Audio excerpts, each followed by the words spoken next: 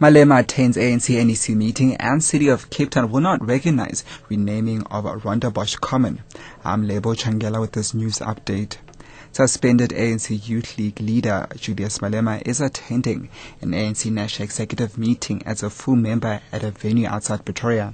The ANC says Malema remains a member of the party until the mitigation process of his sentencing is finalized. Yesterday, the party's National Disciplinary Committee of Appeals upheld his 5-year suspension but allowed him and 5 of his NEC members to ask for leniency of sentence. The ANC earlier indicated that the suspension would be immediate.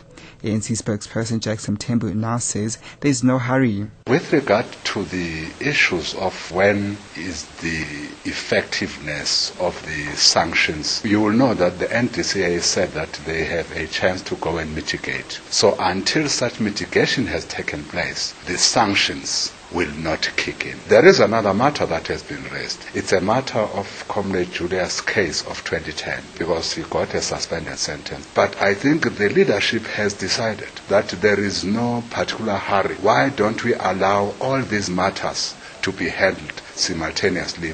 The City of Cape Town says it will not recognize the renaming of an open piece of land known as Rondebosch Common. This follows a renaming and cleansing ceremony of the 42-hectare land by the Institute for the Restoration of Aborigines of South Africa. IRASA has named the area Tswi Gaub, named after a rain god revered by the Khoisan.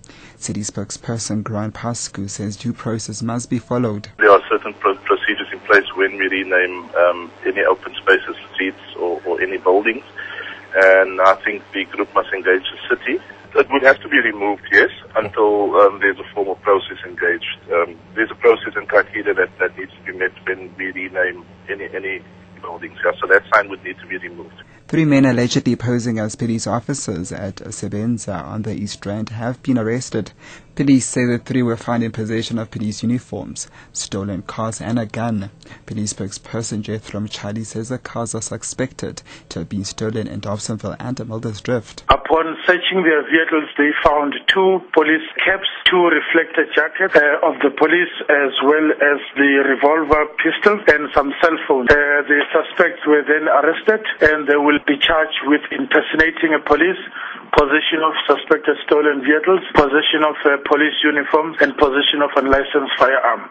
And a motorcyclist has been arrested while doing 170 kilometers an hour on the N2 at Heberdean on the KZN South Coast. In a separate incident, a driver of a small vehicle was arrested doing 190 kilometers per hour in 120 zone at Scottsburg. Local transport spokesperson Gwanda Ngalane says it is depressing that people persist to disregard road rules. People have got disregard for the rule of law. And we are saying this is a huge concern for us as the Department of Transport in KwaZulu-Natal. A driver of a motorbike was traveling at 170 on the N2 southbound in a zone of 120. And he was arrested and he was fined a bail of 2,000 rand and is due to appear in court very soon. And in a separate incident on the N2 northbound, a driver of a Lexus was traveling at 190 in a zone of 120 and was arrested and he got a bail of 4,000 rand and is also going to appear in the court very soon.